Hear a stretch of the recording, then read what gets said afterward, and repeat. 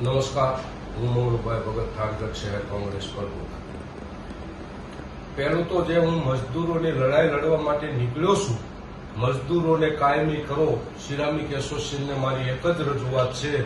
તો એ બાબતે મેં મારા ગામમાં અને ગામના ફરતા જે ગામના મજદૂરો છે એને અમુકને મુલાકાત કરી, અમુકને મુલાકાત કરવાની છે, અમુકની થતી જાય છે અને બધાનો મને સારો એવો સહયોગ મળે છે.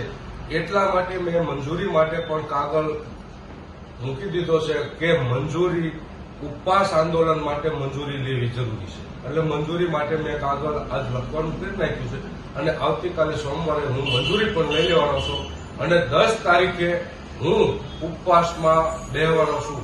એટલે 2 દિવસ પહેલા મેં જે વિડીયો બનાવ્યો એ બાબતે મને લગભગ 10 ફોન એવા આવ્યા કે સિરામિક એસોસિએશનના જે માથાભારે તત્વો છે એ ફોન કરી મને ધમકી મારે છે સિરામિક એસોસિએશનના પ્રમુખના કહેવાથી, અને મને ધમકાવે છે, મને ખોટી રીતે હેરાન કરે છે.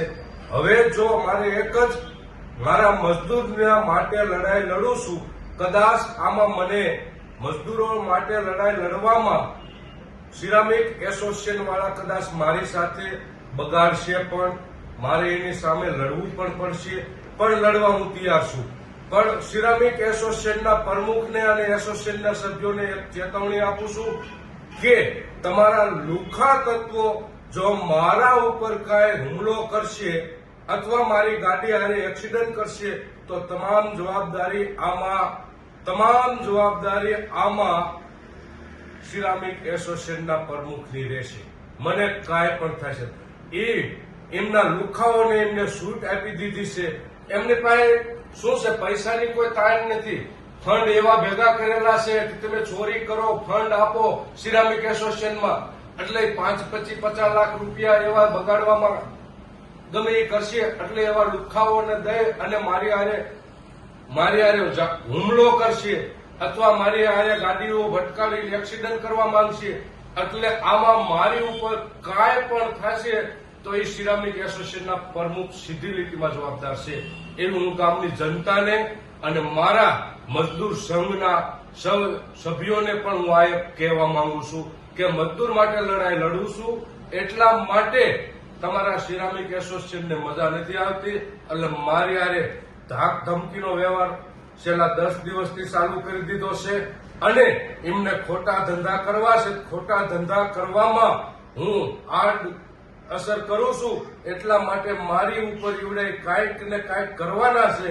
બાકી હું આવતી 10 તારીખે મારા મજદૂરનો સારો એવો સહયોગ મળ્યો છે અને ફરતા ગામના અને ફરતા ગામડાના લોકો અને શહેરના લોકો જે સિરામિકમાં કામ કરે છે એની સાથે અન્યાય થાય છે એ બાબતે હું આવતી 10 તારીખે ઉપવાસમાં બેહવાનો છું અને સિરામિક એસોસિએશનને એ બાબતે હું પણ કહેવા માંગુ છું કે તમે જે મજદૂરો સાથે જે અન્યાય કરો છો તે બાબતે તેમની સાથે બેઠક કરી અને એમનો કાંઈ નિકાલ કરો, કાયમી કરો, એમને ચેકથી પગાર આપો. પણ તમારે એમની કોઈ ચિંતા નથી. તમે તમારું કામ લેવડાવી અને મજૂરને કાંઈ પણ થાય જવા દેવાના. મજૂરની સેફટી માટે કોઈ સિરામિક એક પણ ફેક્ટરીની અંદર એક પણ સેફટીનું સાધન હોય તો મને વિડીયો કોલ કરીને બતાવો. કોઈ પણ જાતની તમારી પાસે સગવડતા નથી, જાહેર શૌચાલયો નથી. જે સેફટીના જે સાધનો હોવા જોઈએ એક પણ ફેક્ટરીની અંદર સાધનો નથી. એટલે મહેરબાની કરી અને હું સિરામિક એસોસિએશન વાળાને કહું છું કે તમે તમારી મર્યાદામાં રહેજો. એમે આવતી 10 તારીખે મારા મજદૂરોના સાથના સહયોગથી ઉપવાસમાં બેહવાનો છો. જય હિન્દ, જય ભારત.